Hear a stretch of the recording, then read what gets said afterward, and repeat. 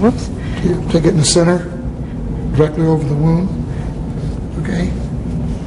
We're going to be, and there's things I've learned from years past, so you go over different And then the knot directions. goes If you directly can, over the that's wound, right. too. You want to, if you can, go all the way around, and we do. Direct pressure. More pressure, more leverage if you put the knot directly over the wound. Remember, you're controlling bleeding. If you take the dressing over the wound and you hold it tightly, if you release your hand, there's no longer pressure on the dressing, so it's not a pressure dressing. If you tie the knot opposite the injury, now there's pressure like my hand was here. If I tied it on the far side, the pressure would be on the uninjured part, and therefore there'd be less collapsing of the blood vessel and less pressure on the wound, so it would bleed longer, or if the bleeding stopped, it would cause a larger discoloration, et cetera, et cetera, et cetera. So tie it off here, and you don't have to make a bow, you can just tie a double overhand knot so it stays.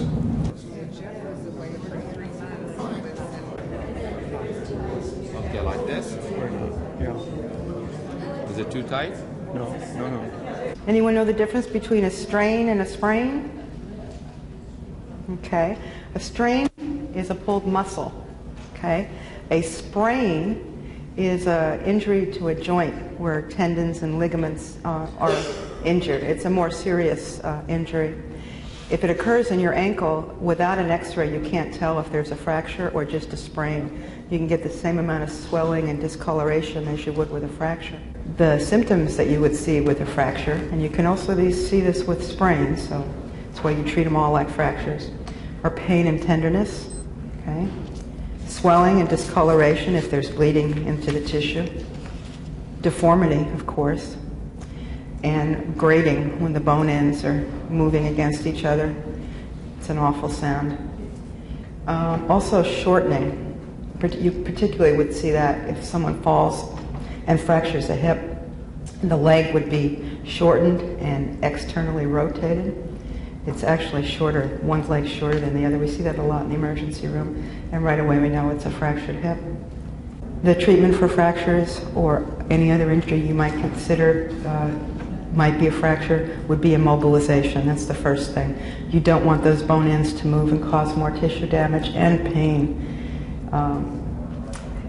Don't attempt realignment in the field, okay? Just immobilize by splinting. Fractured toes, what we usually do for those is tape them to the next toe over. Okay, there's not a whole lot you can do for them. Sometimes keeping them in a shoe or a boot helps, but there could be swelling, and then you would want to take that shoe or boot off. For an ankle, you need to splint the foot and the knee so that the ankle doesn't move at all. For the hips, you would splint the legs together, pad them in between, and then tie the legs together. When you have a pelvis fracture, you really can't splint that, but you need to keep the person lying down. Don't let them sit up, and don't let them walk. There are two types of fractures that you often see a large amount of bleeding with. It's a femur fracture. The femur is the large bone in the upper part of the leg. And a pelvic fracture. You get a lot of bleeding with those. So people who have those kind of fractures or who you suspect have those kind of fractures, you should treat them for shock right away, even though they're not exhibiting the signs yet. You know, elevate their feet, keep them warm, etc. Something that would give you a clue that there might be a pelvic fracture is when you press on the bones of the pelvis from the front and the side and you get pain. Or if someone's passing blood in the urine, that would be another symptom. Now burns, there are first, second, and third degree burns. First degree burns are like a bad sunburn, very painful, not too life-threatening. Second degree burns is when you actually get blistering, okay? You don't want to puncture those blisters. There's more chance of infection if you open the skin like that. You just cover them with a dry, sterile dressing. If the area of the burn is small, you can use cool water compresses, not ice. Ice causes further tissue damage. Just cool water. But if the area of the burn is large, you don't want to do that because you can very easily make the patient hypothermic. They get cold very quickly, their body temperature drops from the wet all over them. People with burns have trouble with hypothermia to begin with because their skin is broken over a large area and they lose a lot of fluid through the broken skin, through the burns. Third-degree burns are the most serious. They involve deeper tissue structures, nerves included. Those are not painful because of the destruction of nerves. However, you don't just see third-degree burns. You see a combination of first, second, and third usually. So anyone that's has third-degree burns is going to be in pain because they also usually have first and second-degree. Infection, like I said, our hands are the worst culprits to spread infection.